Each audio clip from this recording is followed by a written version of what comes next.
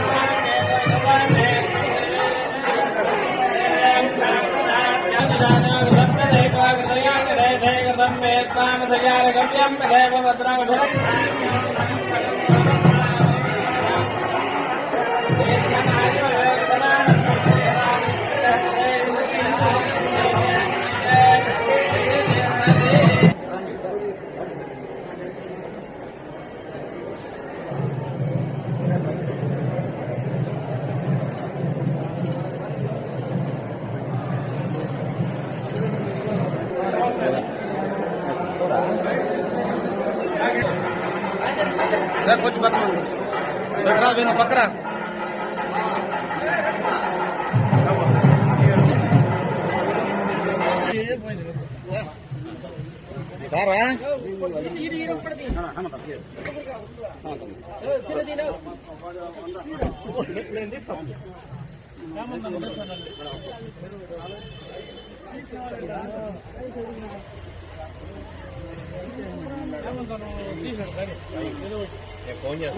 Suryalanka beach ను పర్యాటక hub గా అభివృద్ధి చేయడంపై ముఖ్యమంత్రి చంద్రబాబు నాయుడు, మంత్రి లోకేష్ ఏరియల్ సర్వే నిర్వహించారు.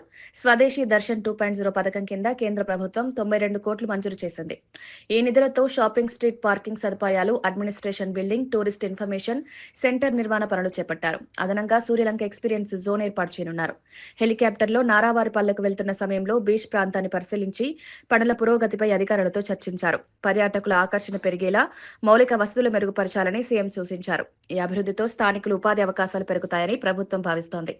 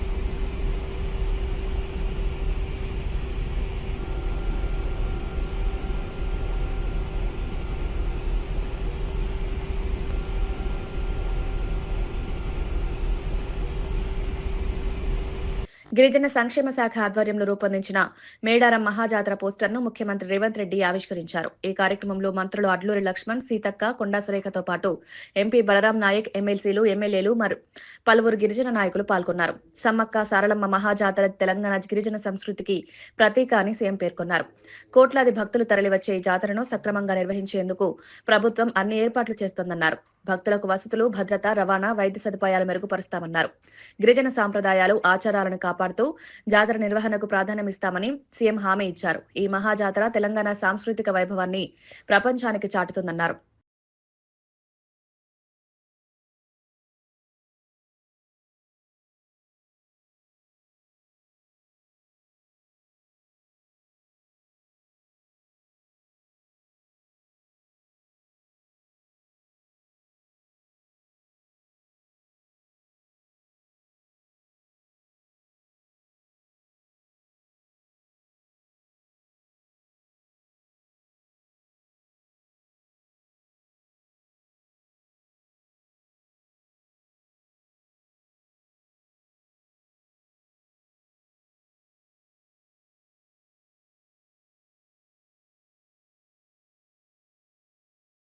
దివ్యాంగుల సంక్షేమానికి ప్రభుత్వం పెద్దపీట వేస్తుందని మంత్రి అడ్లూరి లక్ష్మణ్ కుమార్ తెలిపారు. ముఖ్యమంత్రి రేవంత్ రెడ్డి ప్రారంభించిన 50 కోట్ల విలువైన ప్రత్యేక కార్యక్రమం ద్వారా దివ్యాంగులకు అవసరమైన పరికరాలు అందించనున్నట్లు తెలిపారు.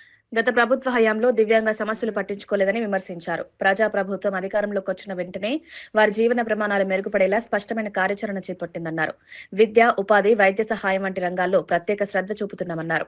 ఈ కార్యక్రమంతో దివ్యాంగుల్లో ఆత్మవిశ్వాసం పెరుగుతుందని, సమాజంలో గౌరవప్రదమైన జీవితం గడపడానికి దోహదపడుతుందని మంత్రి పేర్కొన్నారు.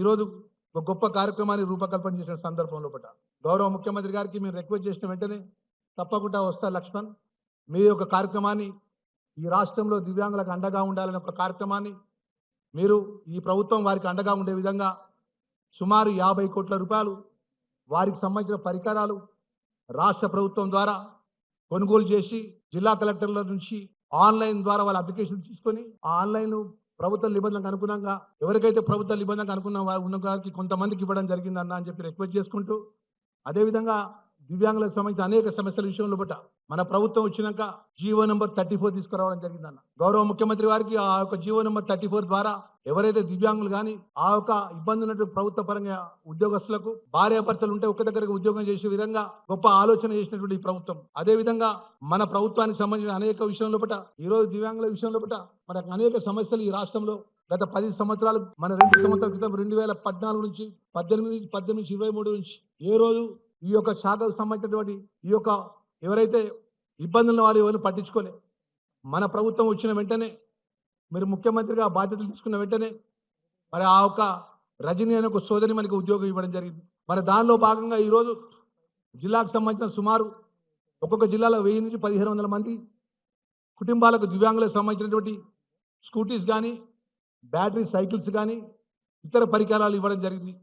అది కాకుండా చాలా మంది అర్హత ఉన్న వాళ్ళు ఉన్నారు. మరి ఆ శాఖ మంత్రిగా నేను ముఖ్యమంత్రి గారు రిక్వెస్ట్ చేస్తున్నానా, దయచేసి మిగిలిపోయినటువంటి వారు ఎవరైతే ఉన్నారో వారు కూడా రాష్ట్ర ప్రభుత్వ నిబంధనలకు అనుగుణంగా కూడా ఆ దివ్యాంగులకు ప్రభుత్వం అండగా ఉండే విధంగా ఆ ఆన్లైన్లో అప్లికేషన్ మిగిలిపోయిన వారికి కూడా ఈ ప్రత్యేక పరికరాలు ఇవ్వాలని చెప్పేసి మంత్రిగా నేను మనవి చేసుకుంటూ, మరి అదేవిధంగా వారికి అనేక సమస్యల విషయంలో మీ వద్దకు ప్రత్యేకమైన టైం తీసుకొని మేము మీ డిప్యూటీ సీఎం గారు టైం తీసుకొని మేము వస్తామనే విషయాన్ని మనవి చేసుకుంటూ థ్యాంక్ యూ వెరీ మచ్. సుప్రీంకోర్టులో విచారణకు అర్హత లేని పిటిషన్ వేసినప్పుడే కాంగ్రెస్ ప్రభుత్వానికి తెలంగాణ ప్రయోజనాలపై సోయి లేదని బీఆర్ఎస్ నేతలు విమర్శించారు. ముఖ్యమంత్రి, మంత్రులు వాటాల పంచాయతీ ఢిల్లీ చుట్టూ తిరగడమే పనిగా పెట్టుకున్నారని ఆరోపించారు. ఏ శాఖలో ఏం జరుగుతుందో మంత్రులకే తెలియడం లేదన్నారు. కాంగ్రెస్ ప్రభుత్వం దొంగల చేతిలో ఉందని ఘాటుగా వ్యాఖ్యానించారు. రాష్ట్ర ప్రయోజనాలకు భిన్నంగా వ్యవహరిస్తున్న కాంగ్రెస్ పాలనను ప్రజలు గమనిస్తున్నారని తెలిపారు. తెలంగాణ హక్కుల విషయంలో రాజీ పడితే బీఆర్ఎస్ మౌనంగా ఉండదని హెచ్చరించారు. లేడు, ఎందుకంటే వీళ్ళ గురువు గారు ఈయన పంపుతాడు, ఈయన అధికారులకు ఇచ్చి అటు పంపుతాడు. నేను ఒక మంత్రి నేను సంతకమే పెట్టలే, నాకు ఫైలే రాలే, అక్కడ జరిగిపోయింది పని అంటున్నాడు. కొంతమంది చెప్పుకోలేక లోపల ఏడుస్తున్నారు.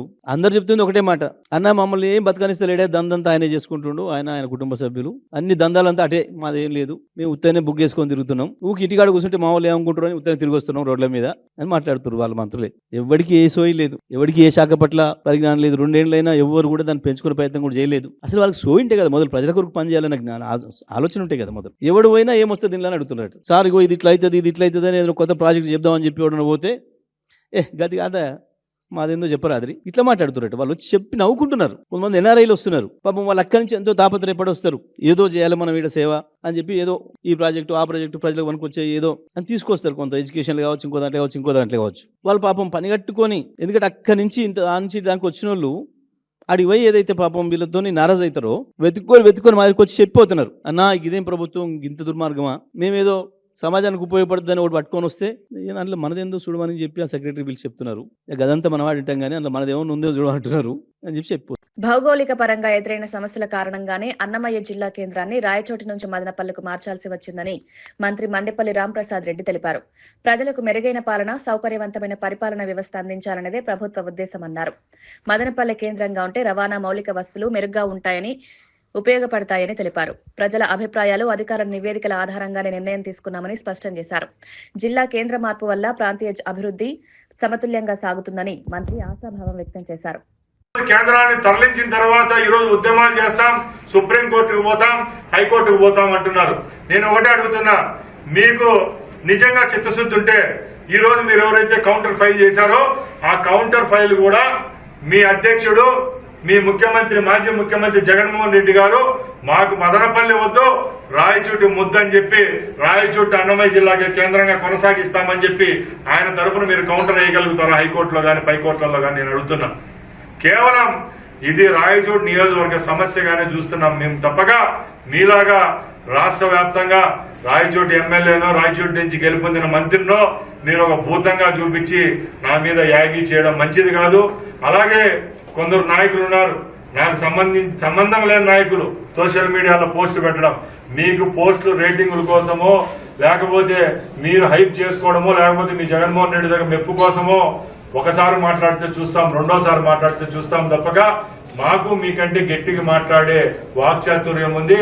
మీకంటే అన్ని విషయాల్లో కూడా మేము కూడా ముందే ఉన్నాం. వైకుంఠ ద్వార దర్శనాలను అత్యంత సమర్థవంతంగా నిర్వహించినప్పటికీ కుట్ర రాజకీయాలు జరుగుతున్నాయని మంత్రి పార్థసారథి మండిపడ్డారు.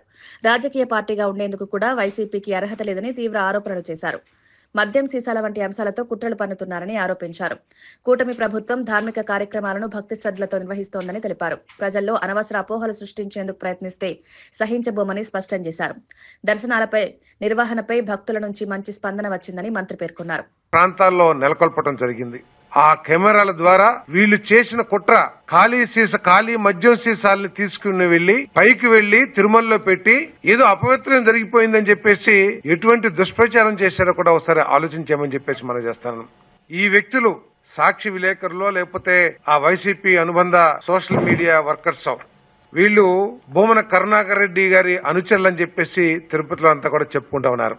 భూమన కరుణాకర్ రెడ్డి గారు పైన ఉన్నది దేవుడు కాదు, ఒక నల్లరాయి మాత్రమే అని కించపరిచే విధంగా, ఆ స్వామిని కించపరిచే విధంగా మాట్లాడిన వ్యక్తి ఈ రోజు నేనే హిందువుని చెప్పేసి ఒళ్ళంతా నామాలు పూసుకుని ఏ విధంగా మాట్లాడుతున్నారో కూడా ఒకసారి ఆలోచన చేయాలి. ఎవరైతే పోలీసులకు చిక్కారో కెమెరాల సాక్షిగా వాళ్ళు మీ మనుషులు కాదా అని చెప్పేసి సూటిగా నేను ప్రశ్నిస్తానని చెప్పేసి కూడా నేను సందర్భంగా తెలియజేస్తా ఉన్నాను. నీ అనుచరులు చేసినప్పుడు ఎందుకు మొసలి కన్నీరు కారుస్తున్నారు కరుణాకర్ రెడ్డి గారు అని చెప్పేసి కూడా నేను అడుగుతా ఉన్నా. నేను శుభకార్యాల పేరిట లక్షలాది రూపాయలు వృధా చేయడం కంటే ఆ నిధులను పేదల సంక్షేమానికి వినియోగిస్తే ఎక్కువ ప్రయోజనం ఉంటుందని స్పీకర్ చింతకాయల అయ్యన్న పాత్రుడు సూచించారు. సమాజంలో ఆర్థిక అసమానతలు పెరుగుతున్న నేపథ్యంలో సామాజిక బాధ్యత పెంచుకోవాలన్నారు. పేదల విద్య, ఆరోగ్యం, ఉపాధికి చేతనిస్తే నిజమైన సంతోషం దక్కుతుందన్నారు. సమాజంలో మార్పు వ్యక్తిగత స్థాయిలోనే ప్రారంభమవుతుందని స్పష్టం చేశారు. ఈ ఆలోచనతో ముందుకొచ్చినప్పుడే సమాజం మరింత మానవీయంగా మారుతుందని అభిప్రాయపడ్డారు. 100 మంది కమిటీ ఎవరు తీసుకుంటారు ఆలోచన చేయండి. దాంట్లో నన్ను కూడా చేర్చండి ఒక మెంబర్ గా చేసి ఒక్కొక్క మెంబరు నెలకి 2,000 ఇద్దాం. అంటే 100 మంది 2,000 ఇస్తే నెలకి ఎంత అయిందండి? 2 లక్షలు. సంవత్సరానికి ఎంత అయిందండి? 24 లక్షలు. మనిషికి 2,000 వేసుకుంటే నెలకి సంవత్సరానికి 24 లక్షలు వస్తుంది. 24 లక్షలు ఫండ్ పెట్టండి, బ్యాంకులో పెట్టండి.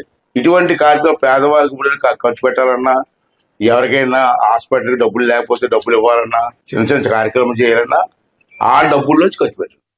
దేశవ్యాప్తంగా ఎంతో కాలంగా ఎదురుచూస్తున్న వందే భారత్ స్లీపర్ రైలు పట్టాలెక్కేందుకు సిద్ధమైంది. ఆధునిక సౌకర్యాలతో దూర ప్రాంత ప్రయాణాలకు అనుకూలంగా రూపొందించిన ఈ రైలు కోల్కతా టు గువాహటి మార్గంలో త్వరలో పరుగులు పెట్టనుంది. ఈ నెల 17న పశ్చిమ బెంగాల్లో ప్రధాని నరేంద్ర మోదీ ఈ రైలును ప్రారంభించనున్నారు. ఈ నేపథ్యంలో ఛార్జీలు, బుకింగ్ నిబంధనలు రైల్వే శాఖ విడుదల చేసింది. భారతీయ రైల్వేను ఆధునీకరణ దిశగా తీసుకువెళ్లే మరో కీలక అడుగుగా అధికారులు భావిస్తున్నారు. ఈ రైలు ప్రారంభంతో ఈశాన్య ప్రాంతాలకు రవాణా మరింత సులభం కానుంది.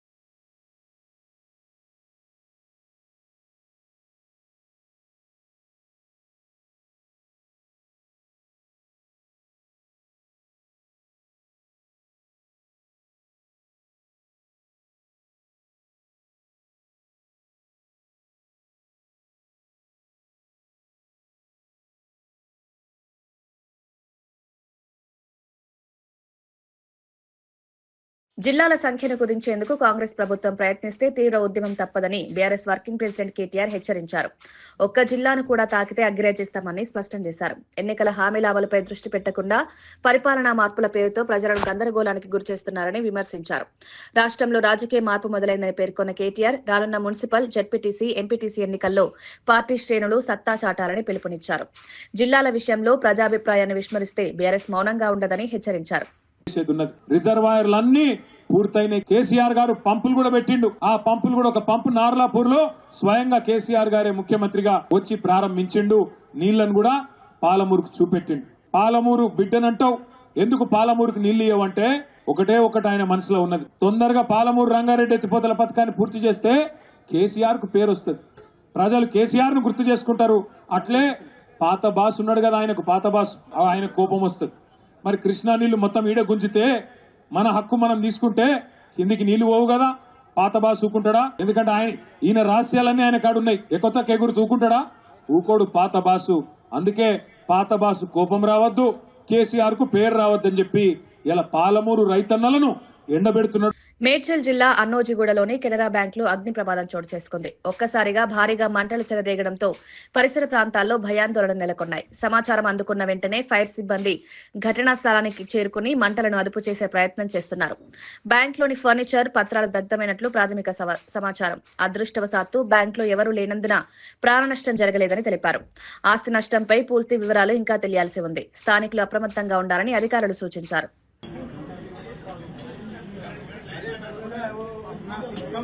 शॉर्ट सर्किट हुआ है ना सर,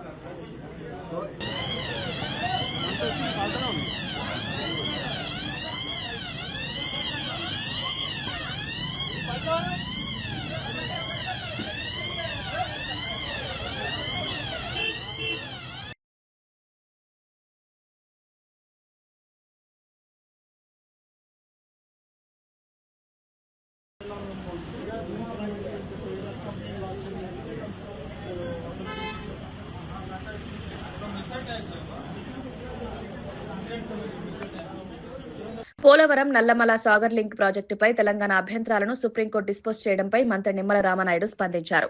వృధాగా సముద్రంలో కలుస్తున్న 3000 టీఎంసీల నీటిలో కేవలం 200 టీఎంసీలు మాత్రమే వినియోగిస్తామని స్పష్టం చేశారు. ఈ ప్రాజెక్టు వల్ల తెలంగాణకు ఎలాంటి నష్టం లేదని మొదటి నుంచే చెప్తున్నామన్నారు. గత 5 ఏళ్లలో గోదావరి వరద నీరు 1,53,000 టీఎంసీల సముద్రంలో వృధాగా కలిసిందని గుర్తు చేశారు. ఈ ఏడాది కూడా భారీగా నీరు వృధా అయిందని అన్నారు. వరద నీటిని వినియోగించుకోవడం రాష్ట్రాల హక్కు అని, సహకారంతోనే అభివృద్ధి సాధ్యమని మంత్రి స్పష్టం చేశారు. ఈ రాష్ట్ర విభజన తర్వాత ఏ రకంగా అనుమతులు ఇచ్చారో అదే రకంగా పోలవరం నల్లమల సాగర్కి అనుమతులు ఇమ్మని కోరుతూ ఉన్నాం.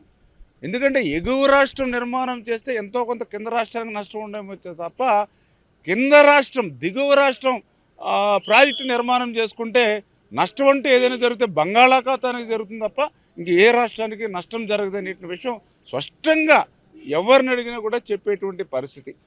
ఈ రకంగా అటు తెలంగాణ కానీ ఇటు ఆంధ్రప్రదేశ్ రాష్ట్రం కానీ తెలుగు జాతి బాగుండాలి, తెలుగు జాతి ప్రజలందరూ కూడా బాగుండాలి అనే చంద్రబాబు నాయుడు గారు కూడా ఆ రోజు కాళేశ్వరం ప్రాజెక్టు నిర్మాణం చేస్తూ ఉన్న గోదావరిలో పుష్కలంగా నీళ్లు ఉన్నాయి కాబట్టి మేము ఎటువంటి అడ్డంకులు సృష్టించాలా. అందుకనే ఈరోజు కూడా మళ్ళీ చంద్రబాబు నాయుడు గారు చెప్తూ ఉన్నారు, ఈరోజు పోలవరం నల్లమల సాగర్ ప్రాజెక్టు పూర్తయి అటు రాయలసీమ ఆంధ్ర ప్రయోజనాలు తీరితే నీళ్లు మిగిలితే తెలంగాణ కూడా ఉపయోగించుకునేటువంటి సౌకర్యం ఉంటుందని. అంటే ఈ రకంగా 2 రాష్ట్రాలు బాగుండాలి, తెలుగు జాతి బాగుండాలి అనేటువంటి ఆలోచనతోటే ఈరోజు ఇక్కడ ప్రభుత్వం పనిచేస్తున్న విషయాన్ని మీ ద్వారా ఈ సందర్భంగా తెలియజేసుకుంటాం. వార్తలు ముగించే ముందు ముఖ్యాంశాలు మరోసారి. పోలవరం నల్లమలపై రేవంత్ వ్యవహారాన్ని ప్రశ్నించిన హరీష్ రావు, చంద్రబాబుకు గిఫ్ట్ ఇచ్చినట్టే సుప్రీం పరిణామాలన్న హరీష్, రిట్ ఉపసంహరణే పోలవరం లింకుకు మద్దతన్న ఆరోపణ, తెలంగాణకు ద్రోహం చేస్తే బీఆర్ఎస్ ఊరుకోరని హెచ్చరిక. మున్సిపల్ ఎన్నికల్లో ట్రాన్స్జెండర్కు అవకాశం ఇస్తారన్న సీఎం రేవంత్, పాలనలో భాగస్వామ్యమే సామాజిక న్యాయమన్న సీఎం వ్యాఖ్య, ట్రాన్స్జెండర్ సమస్యలకు రాజకీయ ప్రాతినిధ్యం అవసరమని వ్యాఖ్య, మంత్రివర్గంలో చర్చించి నిర్ణయం తీసుకుంటామన్న రేవంత్. అన్నమయ్య జిల్లా కేంద్ర మార్పుపై మంత్రి రామ్ ప్రసాద్ వివరణ, భౌగోళిక కారణాలతో జిల్లా కేంద్రం మార్పన్న మంత్రి, రాయచోటి నుంచి మదనపల్లెకు జిల్లా కేంద్రం మార్పు అని వివరణ, మెరుగైన పాలన కోసమే నిర్ణయం వెల్లడి, సమతుల్య అభివృద్ధి లక్ష్యమన్న మంత్రి రామ్ ప్రసాద్. వైకుంఠ ద్వార దర్శనాలపై కుట్ర రాజకీయాలన్న మంత్రి పార్థసారథి ఫైర్, తిరుమలని రాజకీయాలకు దూరంగా ఉంచాలన్న పార్థసారథి, దర్శనాల నిర్వహణ పారదర్శకంగానే జరిగిందన్న మంత్రి, అనవసర అపోహలు సృష్టిస్తే సహించబోమన్న హెచ్చరిక.